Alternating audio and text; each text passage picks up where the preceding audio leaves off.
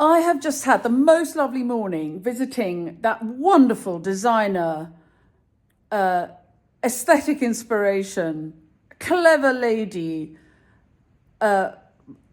artist, Rachel Ashwell, who was the founder of Shabby Chic and has been running a business based on her very, very strict aesthetic for 35 years and now lives nearby.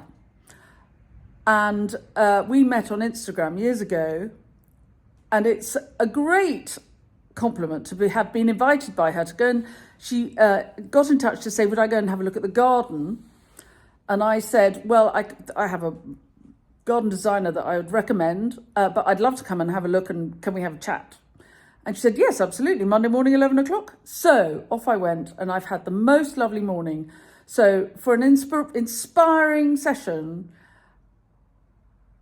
I cannot recommend this little clip more. Rachel Ashwell, everybody. What an inspiration. Here she is. And these are apricot beauty. Aren't they gorgeous? So I have this lovely bunch of tulips, and they're very freshly harvested. And as you know, with hostess gifts, it's very boring if you take something as a gift to somebody and they have to process it. So I'm going to leave the bulbs on, but I'm going to wrap them in such a way that she can just put them on the table and sort them out later, and we can get on with our chat. So I'm just folding the brown paper over the bulbs. I don't want earth. I mean, everything in her house is immaculate, very pale and beautiful. Soft greys, blush pinks, lilacs, a really delicate aesthetic. And to the extent that I thought this morning, what shall I wear to go and visit the famous Rachel Ashwell?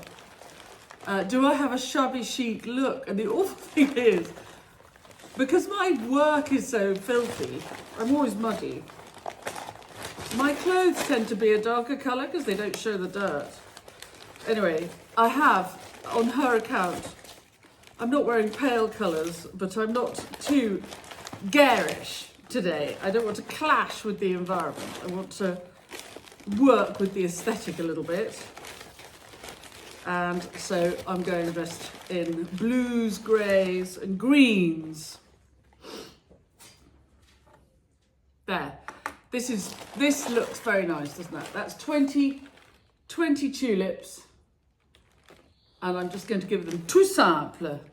No arranging, just plain tulips.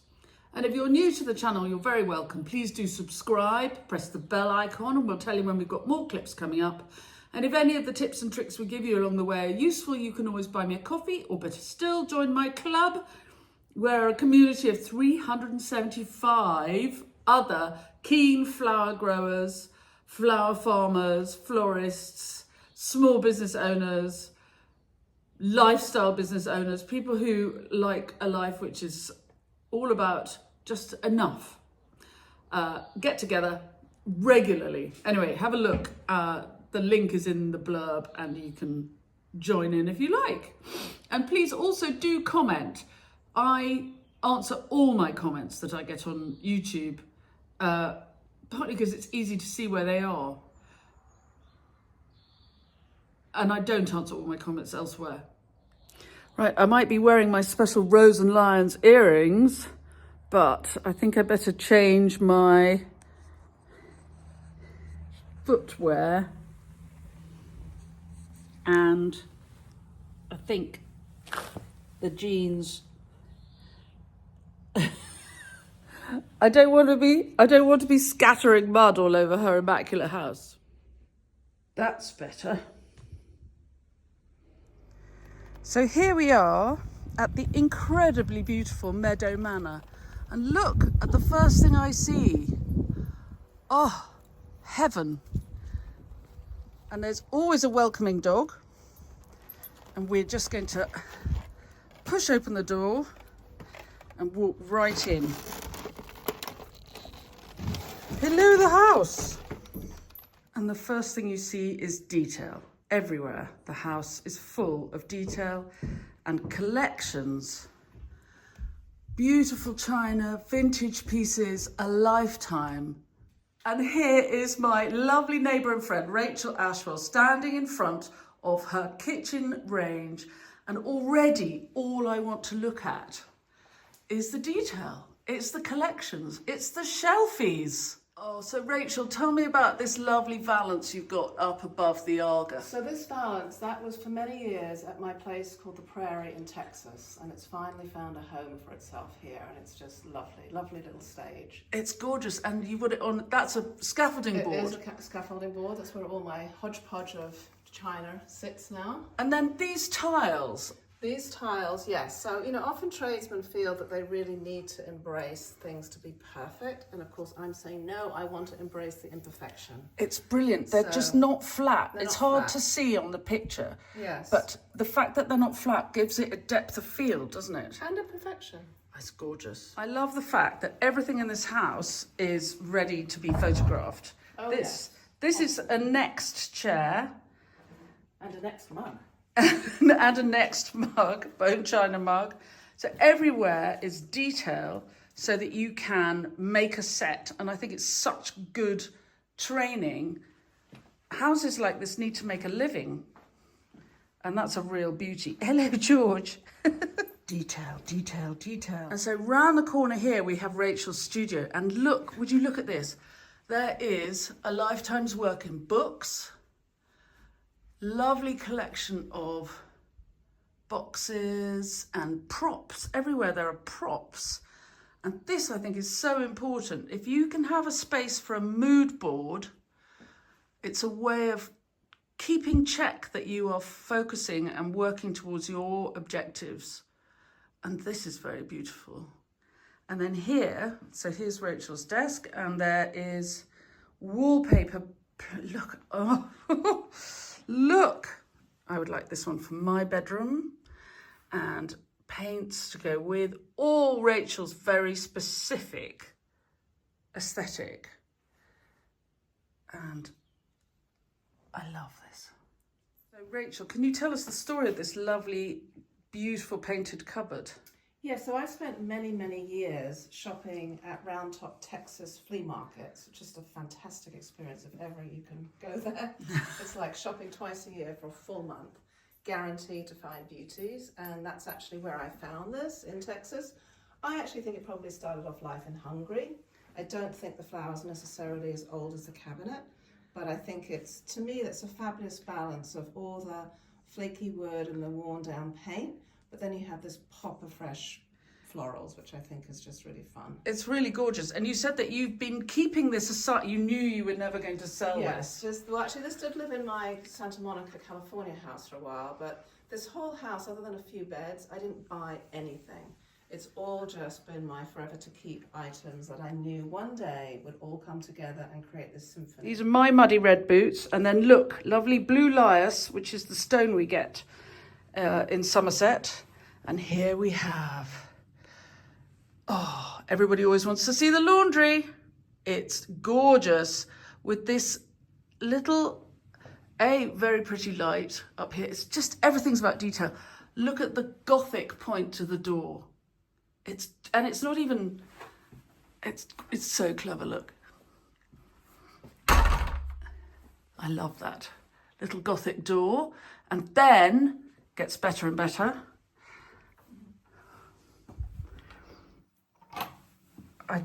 Where did you find, Rachel? Those are actually from a company that makes poles and rings, especially for boat cabins.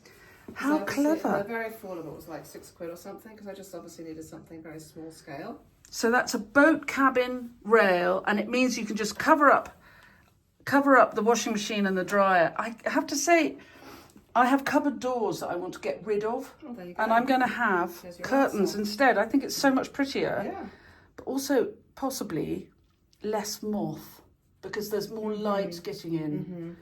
I haven't met the moths of Somerset yet. Oh, welcome. It's only a matter of time, Rachel. Fixture up there, you know, lawn. laundry room or not, and actually a laundry room is well used, why not give it Yes. a beautiful light fixture? Absolutely, and this is always useful, isn't it? A good house always has one of these Victorian hanging rails for airing. Yeah. So we're in the living room, and we have this lovely piece by Rachel's mum. Can you tell us about this? Yeah, so, you know, I have a love affair with Virgin Mary's, which is what's behind her, you can see. But this is actually my mum. She was very inspired by Henry Miller, the sculptor.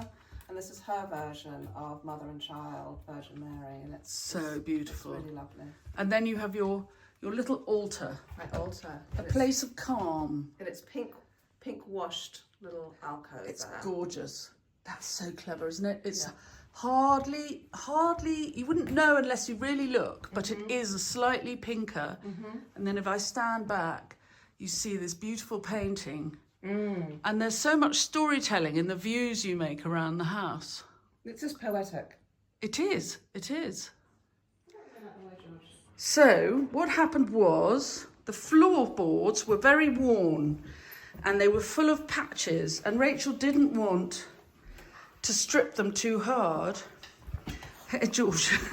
So she had a friend who's an artist come and paint the dark patches, which I think is the single most gorgeous. I mean, the whole house is lovely, but it's the extra details, and that's what Rachel is really, really, really well known for. These clever ideas. Look at that.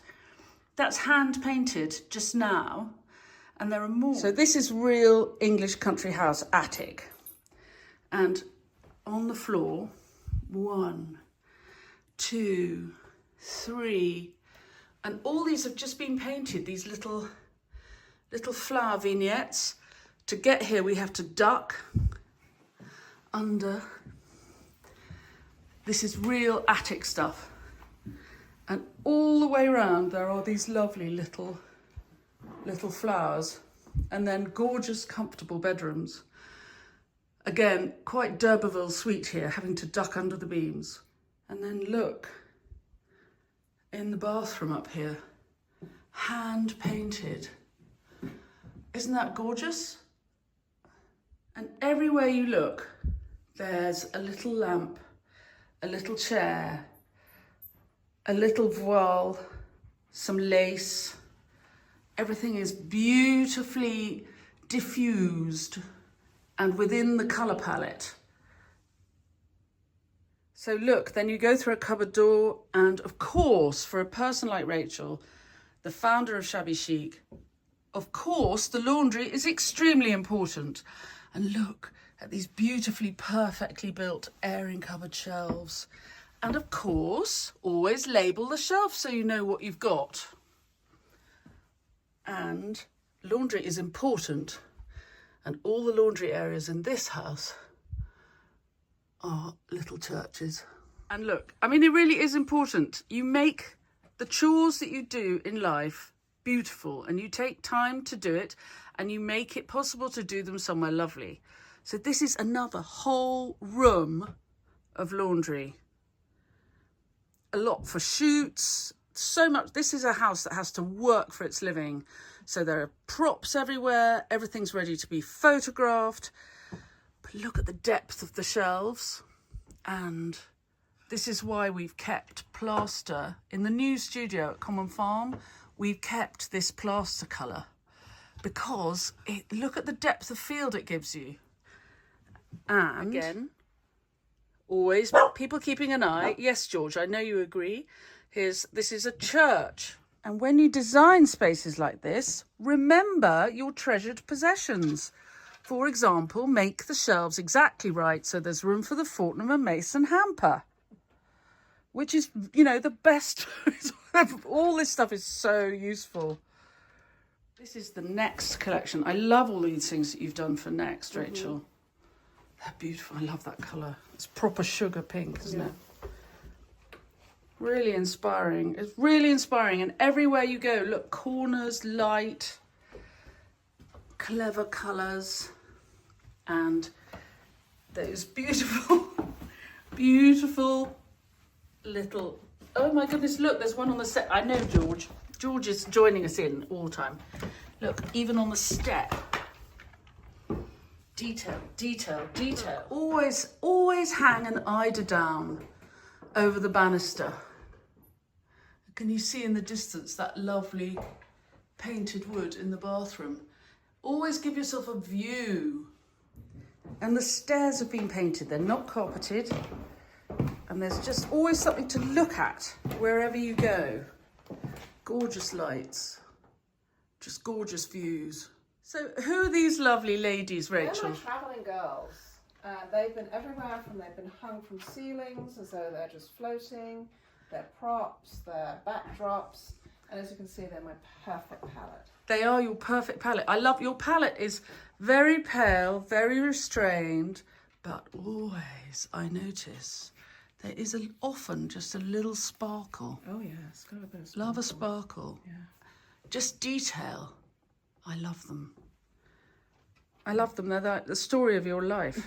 Going with you. Around. They've been in New York, San Francisco, LA, Malibu. Now they're here. And the clever thing is, wherever you have, all of your rooms have these lovely big mirrors, because I guess when you're doing photographic shoots, it means that you've got something you can stand things against, you can see front and back, but still with that aesthetic. And rarely are they actually installed, because again, for photo shoots, the reflection can be tricky. So clever. So I can always tilt them a little bit. You can move them. They're like a Captured by Lucy backdrop. Exactly. Brilliant. She likes to do this process. So Rachel, can you tell me what's going on in here? This room is nearly finished, I think. It's nearly finished, and tomorrow we're going to be doing our shoot for my new wallpaper collection with Graham and Brown. Yes. And so we've actually installed this beautiful wallpaper, and we're just this is going to be my little French feminine moment. Didn't really know what I was going to do with it, but it's calling out for flowers, lace, birds. So Very beautiful. we're literally bringing in the furniture today. And I love the fact that you've got there are the ballet shoes. Yep, just plopped in the fireplace. Gorgeous. It's very beautiful wallpaper. I'm going to give you a close-up. Rachel and I were trying to work out where the join was. I think making wallpaper is a skill of a skill of a skill, and we couldn't find the join. Isn't that charming? That kind of gold. It's not gold, but against the pink it looks gold. So we're back in Rachel's office, and I've been so inspired by her and this lovely business, and I'd love a little word from you, Rachel, about how your business has evolved and how here you are, a while since you started, I think. So, this year is my 35th anniversary, so yeah, I've been doing this a long time, and I always tell people there's a couple of things you can't have a shortcut about. You can't fake a passion, and you can't fake not working hard. It's just that, and if you have a passion, then actually that's your fuel to working hard. So those are non-negotiating points. But as far as myself, obviously for having a brand for 35 years, and it was driven from passion originally, I've got my very specific notes, if it was candle making, or storytelling. And I stay true to that so that my customer doesn't get confused. And so I don't really go with the trends, staying in my lane, but always looking for new ideas. Obviously, I'm known for my prints, I'm known for my wallpapers, I'm known for being feminine and romantic, but within that, I'm always looking for new ideas, new ways to express. When I first started the company, everything had to be very pale. Whites, pale pink, pale blues. Now, yes, but also earth tones, raspberries, teals. So staying in that lane, but just expanding upon everything that I love. And listening to my customers as well. I mean, that's what's so amazing about these different platforms. You get feedback, whether you want it or not. But I listen, and if something resonates with me, of an idea of how to expand what I do and it still feels on brand, I'll give it a try. And the other thing is to say yes a lot. You know, there's a lot of times that you just think, no, I'm afraid, no, I'm not sure. If you can say yes, even if you fail, you'll learn the most from failing. So just go for it. Oh, Rachel, I love that. That's so useful. Have a go, see if you can make it work. But also, social media is a gift, isn't it? Because we have a focus group. But all of the people who talk to us tell us what they want all the time. So don't ignore that. No. Oh, thank you so much. You're welcome. Oh, what a lovely morning I've had.